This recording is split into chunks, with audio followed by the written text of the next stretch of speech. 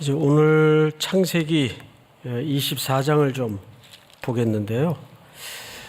24장에는 성경 전체에 걸쳐 가장 드라마틱한 한 청년과 한 자매가 만남이 이루어지는 과정입니다. 그래서 5월이 오면 이 본문이 예외 없이 설교 강단에 등장을 해요. 미혼 남녀는 어떤 방법과 어떤 전략으로 만나야 아름다운 만남이 이루어질까?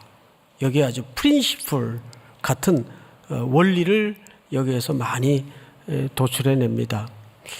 물론 당연히 그런 소재로 구성되어 있는 건 맞는데 사실 오늘 이야기는 그거보다 훨씬 더 큰 이야기를 담고 있습니다.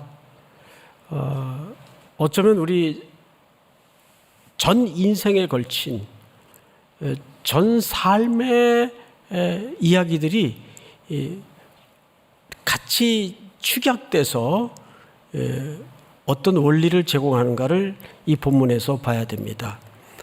그래서 창세기에서 가장 많은 분량을 갖고 있는 장입니다. 무려 67절에 걸쳐 구성이 되어 있어요. 그러니까 굉장히 중요한 의미를 담고 있습니다. 우리는 오늘 이 본문에 담아진 진짜 의미가 뭘까를 한번 보도록 하겠습니다.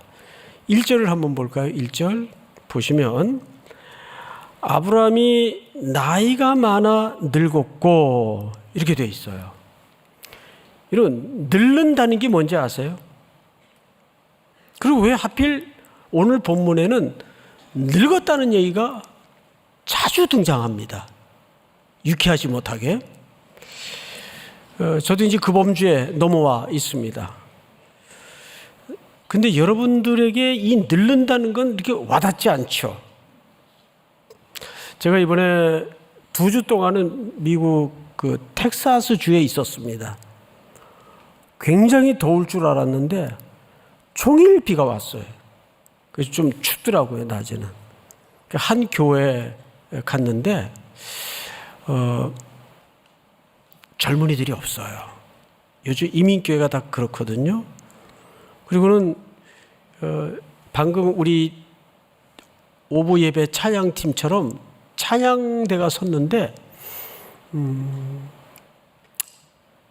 73세 뭐 이래요. 그분들이 찬양대에 이렇게 서가지고 찬양을 하고 이제 그 단이 딱 한 단이에요. 한 단. 그러니까 뭐 높지도 않고 낮은데 찬양을 다 마치고 이제 본격적으로 우리처럼 예배를 시작하기 위해서 그 한 단에 불과한 계단을 내려가는데 이렇게 무릎을 짚고 이렇게 하고 내려가세요. 근데 저는 참 감동을 받았어요. 그런 젊은이가 없는 교회를 시들지 않게 이 할머니들이 찬양단을 구성해서 찬양을 올리는데 그 목사님이 한 50대 초반쯤 되시는 분인데 이분이 텐션이 장난이 아니에요. 그런 분위기에서 기죽지 않고 막 손을 들고 찬양을 하는데 제가 그 옆에 앉아서 감동을 받았어요. 그러면서 이분이 그런 얘기를 해요. 목사님, 여기는 굉장히 기본적으로 슬픈 도시입니다. 아주 오래전 미군들하고 결혼을 해서 건너와 살다가 때로는 버림도 받고 이혼도 당하고 세월이 흘러서 이제 그분들이 다 늙은 거예요. 그런 분들이 모여서 형성이 되어 있는 도시이다 보니까 젊은이들이 없어요.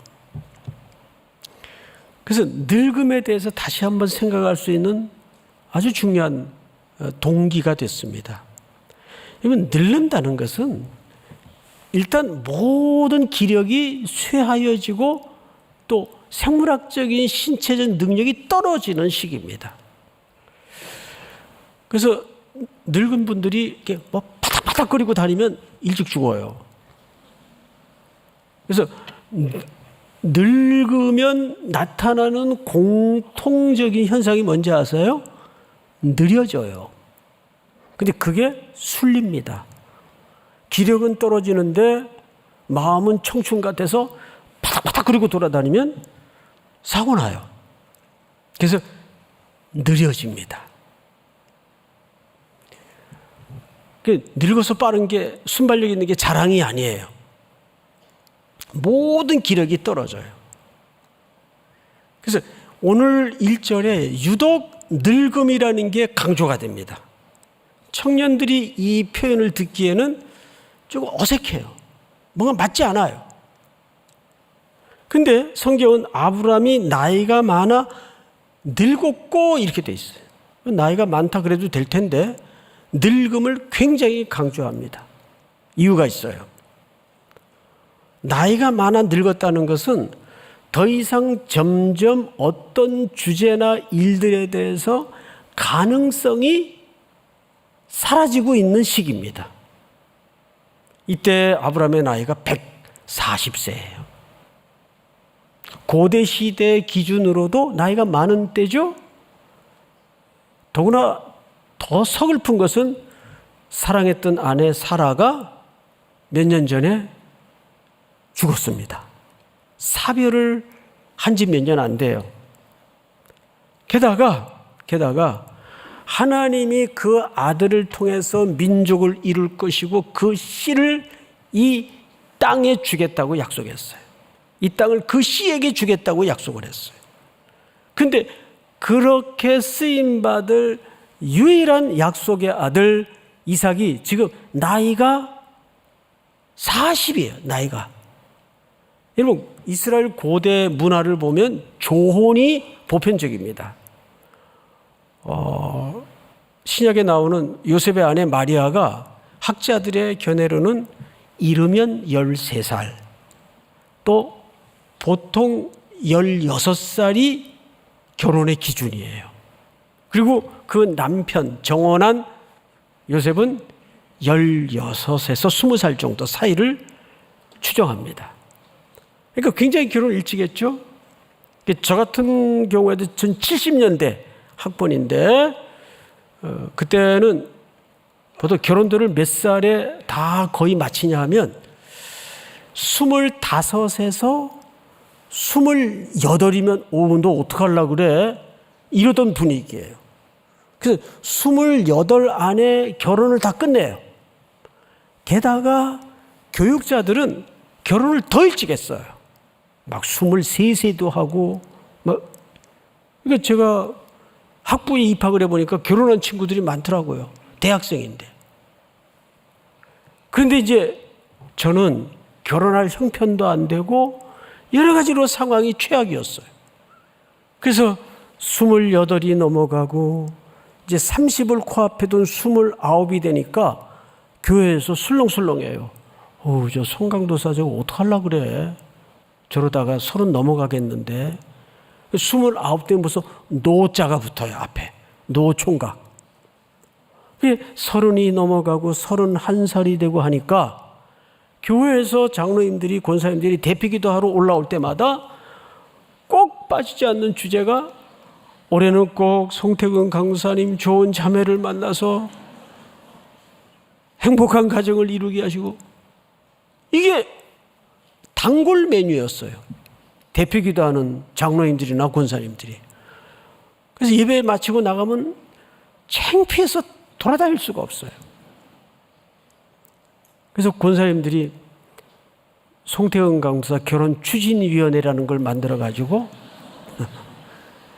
많이 뛸 때는 한 주에 4탕까지 뛰어봤어요.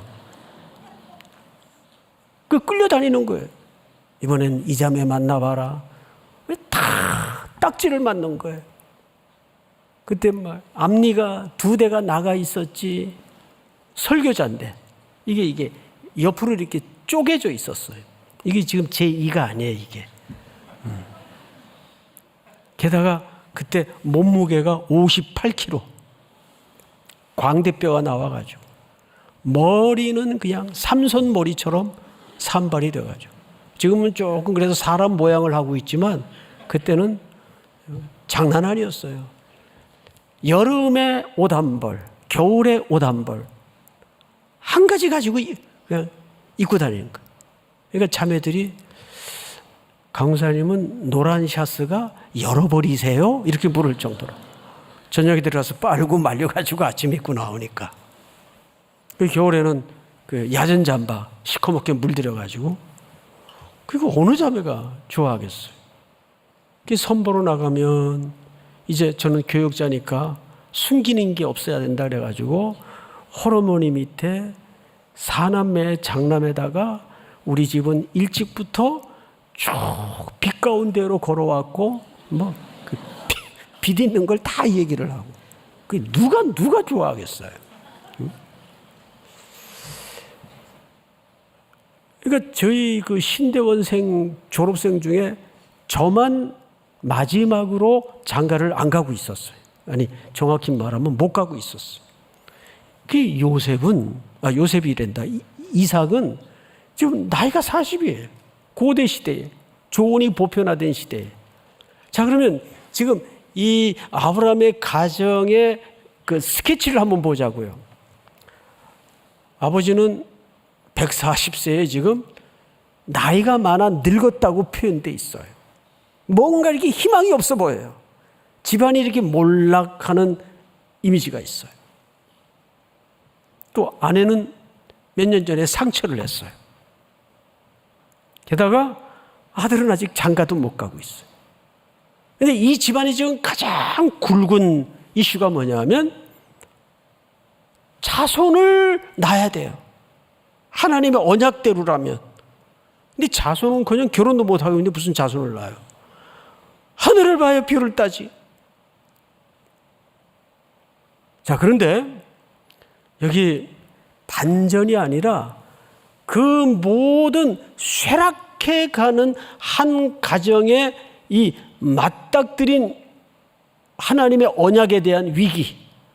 이러다가 하나님 언약이 이게 성취가 될까? 이런 지금 위기 앞에 1절을 보면 중요한 반전을 뛰어넘는 묵직한 한 방이 기록되어 있어요. 그게 뭐냐면 24절을 다시 보세요. 아브라함이 나이가 많아 늙었고 여호와께서 그에게 범사에 복을 주셨더라. 자, 앞을 보세요. 여러분, 여호와께서 그에게 어떻게 복을 주셨어요? 범사에 복을 주셨더라. 잘 들으세요. 사실은 이게 다예요. 여호와께서 범사에 복을 주셨더라. 이런 거죠. 저 갈대아우로 메소포타미아에 살던 아브라함을 하나님이 픽업했어요. 집어냈어요. 그리고 하나님의 택한 백성을 삼으셨습니다. 천신만고 끝에 이 가정을 가나안 땅에 들이셨는데 아직 믿음이 없었던 때이기 때문에 아브라함이 별 엉뚱한 짓을 다 해요. 자기 와이프를 누이 동생이라고 속여가지고 큰일 날 뻔하고, 또 기근이 임하니까 아무 고민 없이 애굽으로 내려가서 아내를 팔아 넘길 뻔했고, 얼마나 불신앙적인 행태를 많이 펼치는지 몰라요. 그런데 놀랍게도 그런 아브라함의 참 찌질한 인생의 시간표에도 흔적을 뒤져보면 하나님이 집요하게 아브라함을 추적하시고 놓지 않으시고, 쓰러져 있으면 툭툭 털어서 또 끄집어 올리시고 앉혀놓으시고, 이러면 안 된다. 이러면 너만 망신당하는 게 아니라 나도 망신이다. 정신 차려라. 그러니까 그런 아브라함의 형편없었던 지난, 들춰보기도 끔찍했고 부끄러웠던 시간표를 되돌아보니까 그때도 하나님이, 이 범사란 말이 그런 말이에요. 좋을 때만이 아니라 그런 공고한 인생의 시간 속에서도 범사에 모든 일이 일이란 말이에요. 모든 일에 하나님이 아브라함에게 뭘 주셨다고 돼 있어요? 복을 주셨다고 돼 있어요. 이 복을 다른 표현으로 하면 은혜라는 말이에요. 은혜. 이런 거죠. 지금 아브라함의 가정 분위기는 방금까지 설명드린 것처럼 별로 지금 노답의 상황으로 점점 몰려가요. 이러다가 하나님의 언약이고 자식이고 간에 뭐 전부 이거 그냥 파토나는 거 아닐까? 그리고 그 시간은 점점 압박감으로 밀려와요. 근데 아들도 지금 상황이 이렇고 아버지는 늙어가고 노인의 내일을 누가 알아요? 그리고 아내마저 상처한 지 지금 얼마 안 된 시기예요. 점점 희망이 보이는 게 아니라 점점 답이 보이잖아요. 그때 하나님이 그것을 상쇄시키고도 남을 만한 묵직한 한 방을 우리에게 남겨주시는데 여호와께서 그에게 범사에 복을 주셨더라. 자, 제가 왜 여러분들에게 청년들에게 여러분 이게 답니다라고 말씀드리는지 아세요? 이게 다예요. 인간은 하나님의 은혜에 매달려 있지 않으면 여호와께서 지보를 세우지 아니하시면 세우는 자의 수고가 헛될 수밖에 없습니다. 이 첫 번째 꼭지입니다.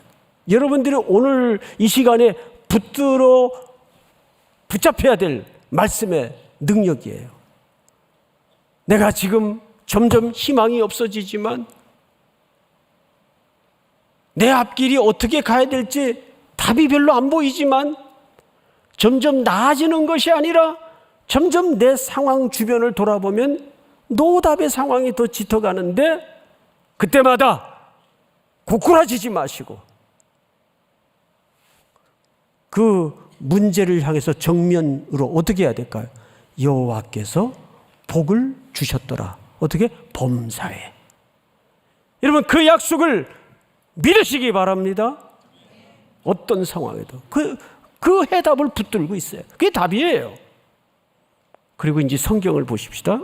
2절을 보시면 아브라함이 자기 집 모든 소유를 맡은 늙은 종에게 이르되, 종도 늙었어요.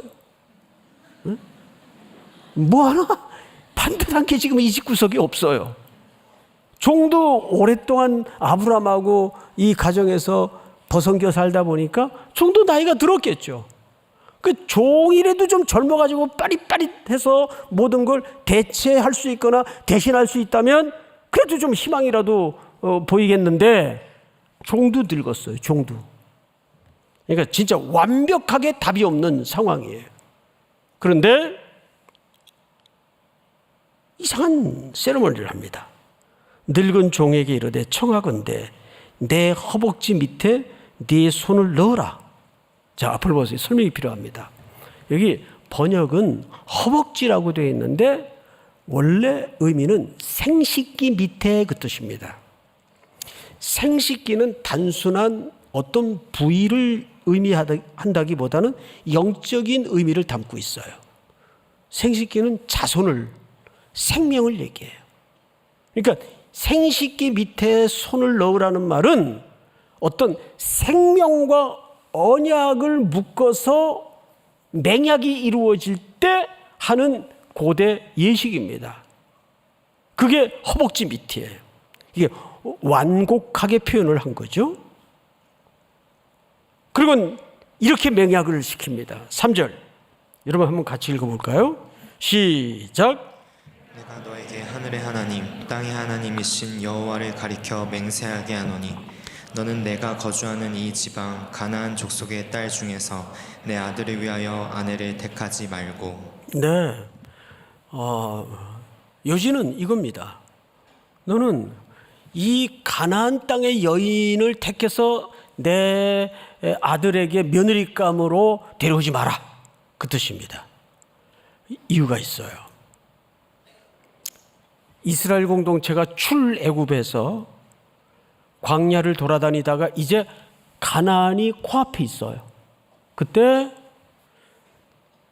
모세를 통해서 하나님께서 지침을 하나 내리십니다. 그 지침을 한번 보십시다. 신명기 7장을 띄워주실까요? 제가 읽겠습니다.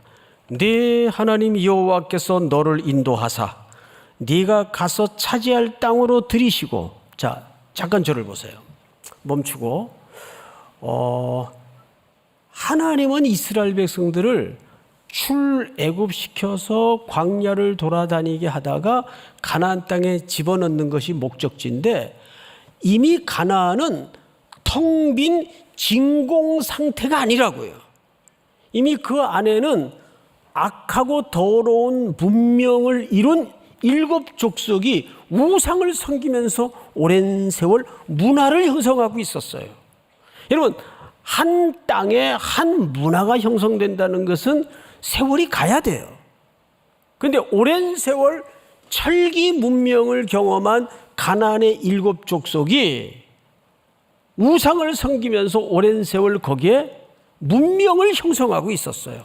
그러니까 텅 빈 진공 상태에다가 하나님이 자기 백성을 몰아넣는 게 아니에요. 성경을 보세요. 네가 가서 차지할 땅으로 들이시고 네 앞에서 여러 민족, 헷 족속, 기르가스 족속, 아모리 족속, 가나안 족속, 브리스 족속, 히위 족속과 여부스 족속, 곧 너보다 많고 힘이 센 7 족속을 쫓아내실 때에 가나안 7 족속이 이미 살고 있었어요. 하나님이 이것을 쫓아낼 것이다, 너희와 함께. 다음 절 한번 볼까요? 네 하나님 여호와께서 그들을 네게 넘겨 네게 치게 하시리니 그때 너는 그들을 진멸할 것이라. 하나님이 싸우시겠다는 거죠. 그들과 어떤 언약도 하지 말 것이요 그들을 불쌍히 여기지도 말 것이며. 3절 다 같이 시작.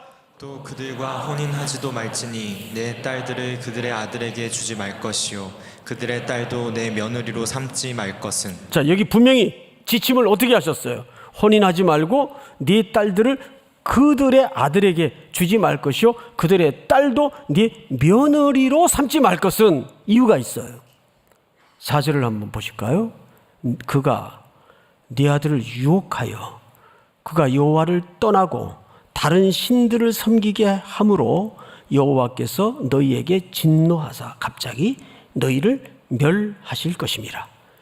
고대 시대의 결혼은 한 가문과 한 개인과 개인이 만나는 게 아니에요.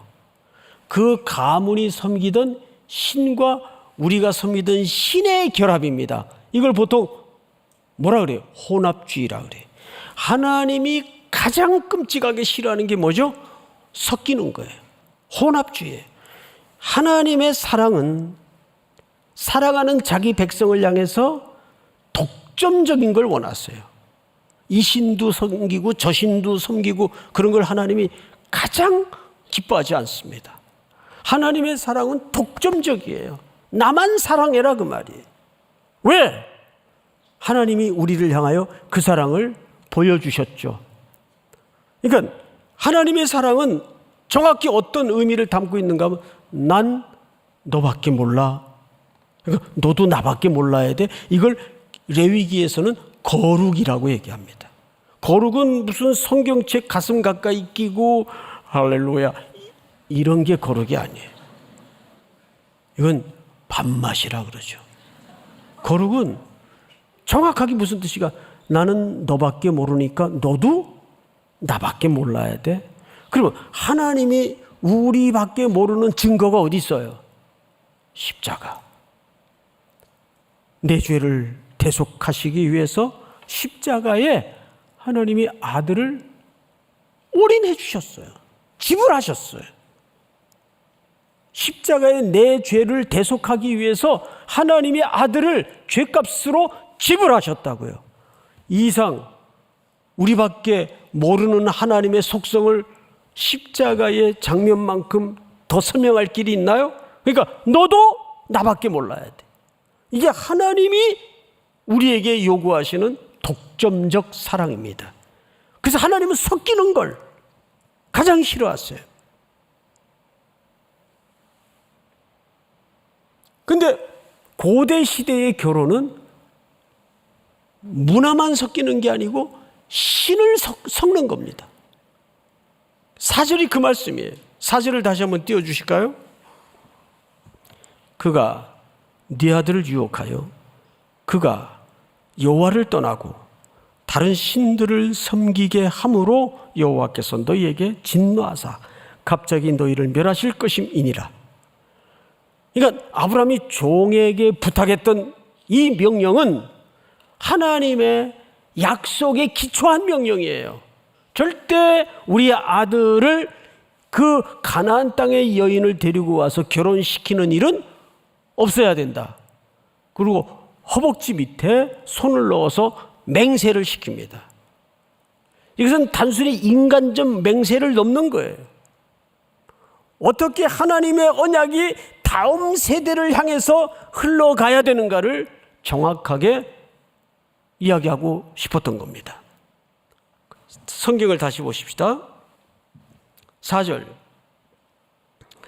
내 고향 내 족속에게로 가서 내 아들 이삭을 위하여 아내를 택하라. 자, 앞을 보십시다. 그러자 종이 이 얘기를 주인에게로부터 지금 듣고 있어요. 여러분들처럼 질문이 생겼어요. 질문이. 어떤 질문이 생겼는가? 굉장히 현실적인 질문이에요. 어르신, 알겠는데 이런 변수도 가능하지 않습니까? 그 여인이 안 따라오겠다 그러면 어떡할 겁니까? 안 따라오겠다 그러면 이제 상황은 지금까지 설명드린 대로 급한데 안 따라오겠다 그러면 어떡할 겁니까? 그러면 일반적으로 이렇게 얘기할 수도 타협점을 찾아야 될 거 아니야. 그러면 이렇게 하자. 어떡하겠냐? 안 따라오겠다는 걸. 결혼은 지금 시급한 문제고 내가 뭐 언제 죽을지도 모르지 않냐. 아들은 지금 나이가 40이 다 찼고 너도 늙었고. 그러니까 일단 그때는 우리 아들을 데리고 가서 결혼을 일단 시키고 그 다음에 또 보면 될 거 아니냐. 먼저 일어나지도 않을 일을 미리 걱정하지 마. 이게 현실적으로 타협할 수도 있는 거 아니에요. 그리고 이 늙은 종의 질문은 굉장히 현실적인 질문이에요. 만약에 안 따라오겠다면 어떻게 하면 좋겠습니까? 이때 우리에게 필요한 판단이 뭐냐면 하나님의 원리와 원칙을 따르느냐 시급성을 따르느냐. 6절 전체가 한번 같이 읽어볼까요? 6절 시작. 아브라함이 그에게 이르되 내 아들을 그리로 데리고 돌아가지 아니하도록 하라. 이 말은 딱 한 글자로 요약을 하면 단칼에 거절하는 겁니다. 안 된다. 이제부터 우리가 마지막으로 그 안 되는 이유를, 왜 아브라함은 지금 고가석자인데 해는 저물어 가고 있는데 인생의 시간도 얼마 남지 않았는데 빨리 결혼을 시키는 걸 자기 생전 좀 봐야 될 거 아니에요. 근데 단칼에 거절합니다. 그러니까 아브라함은 시급성과 긴박성을 따르지 않았어요. 이게 아주 중요합니다. 사람이 일을 패착을 놓거나 그르칠 때는 언제인지 아세요? 급하게 뭐가 몰려올 때. 야, 지금 그거 놓치면 너 안 돼. 안 되면 안 되는 걸로 털어야 돼요. 근데 우리는 그거 안 되면 어떡하나? 이게 무슨 태도인지 아세요? 아직도 자기 인생의 주권을 자기가 붙들고 있는 거예요. 아브라함은 단칼에 안 된다. 데려가지 마라. 그 이유를 지금부터 아브라함이 고백 겸 선언 겸 선포를 합니다. 7절 제가 읽겠습니다. 하늘의 하나님 여호와께서 나를 내 아버지 집과 내 고향 땅에서 떠나게 하시고 내게 말씀하시며 내게 맹세하여 이르시기를 이 땅을 네 씨에게 주리라 하셨으니, 이 땅은 어느 땅입니까? 약속의 땅 가나안 땅이에요. 그러니까 아들이 가나안 땅을 떠나는 일이 있어서는 될까요, 안 될까요? 일단 하나님의 언약에 벗어나는 행위입니다. 아무리 결혼이 급하다고 해도 그건 하나님의 언약의 범주를 벗어나는 일이에요. 이게 초점이에요. 우리가 막 기간은 임박해 오고 상황상 이거 놓치면 이번에 이 절호의 기회를 놓치면 안 될 것 같은데 그러자니 하나님의 말씀의 범주를 벗어나는 행동이 될 때 우리는 시급성과 긴박성을 따를 것이냐, 눈에 보이지 않는 가치이지만 하나님의 약속을 붙잡을 것이냐. 항상 이 딜레마가 매일 우리 일상에서 충돌을 일으키는 거죠. 이제 아브라함이 정확히 뭐라고 얘기합니까? 맹세하여 이르시기를 이 땅을 네 씨에게 주리라 하셨으니, 네 씨는 누굽니까? 이삭이에요. 네 씨에게 주리라 하셨으니 그가 그 사자를 너보다 앞서 보내실지라. 이런 얘기죠. 걱정하지 마라. 안 따라오고 따라오는 거는 네가 걱정할 영역이 아니다. 하나님께서 너보다 앞서 하나님의 사자를 보내실 것이다. 여러분, 이 약속을 믿습니까? 여기서 하나님의 사자를 보낸다는 말은 세 가지 의미가 녹아져 있어요. 이 일은 이미 하나님이 개입하시는 일이다.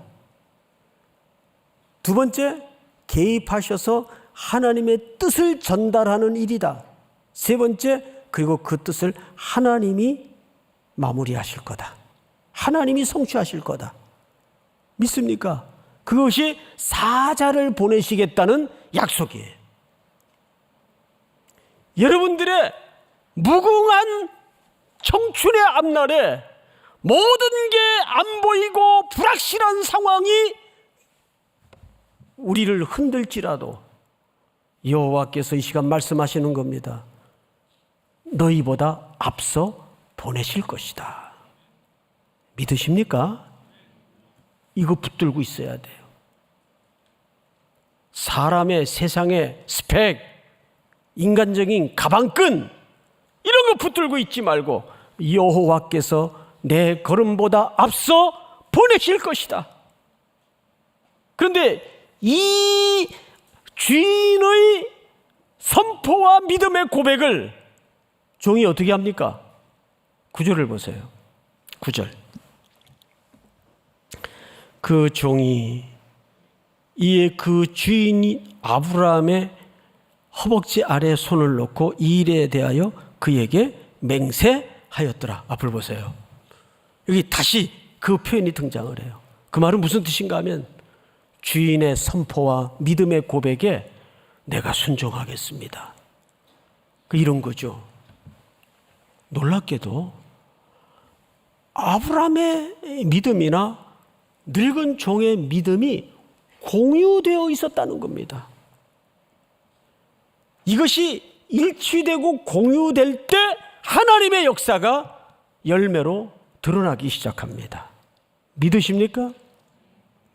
오늘 여기 우리는 기어코 670km 죽음을 건 먼 여정을 이 종은 떠나게 됩니다.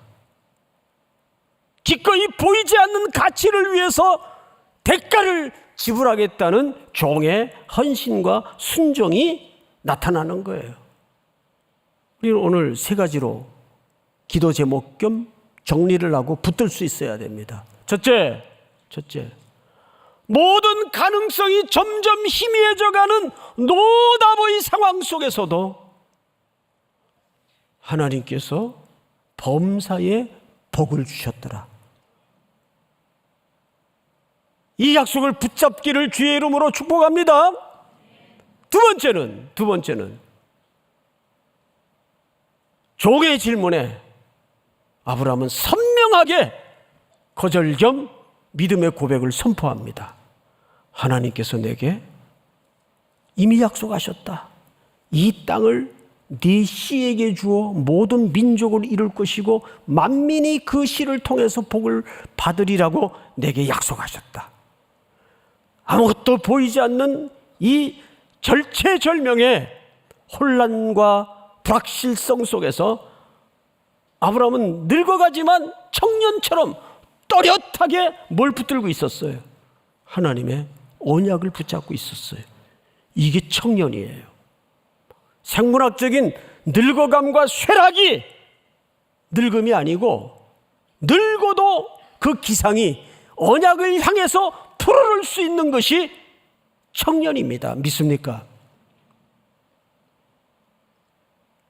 히브리 말에 어떤 목적을 위해서 부름받는 존재가 청년이란 뜻이에요. 마지막으로 이 주인과의 믿음의 공유를 통해서 기꺼이 보이지 않는 가치를 위해서 대가를 지불하기로 일어서는 겁니다. 다 일어나십시다. 우리 기도하겠습니다.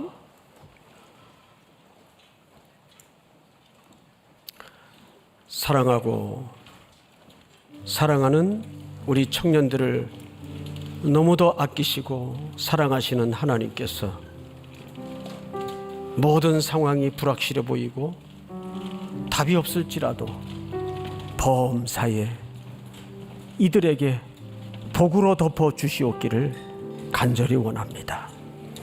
모든 상황이 안개와 같이 불확실을 할지라도 우리의 시선은 더 명료해져서 하나님의 언약에 내 전 인생이 붙들릴 수 있도록 함께하여 주시고 선명한 걸음으로 걷게 하여 주시옵소서.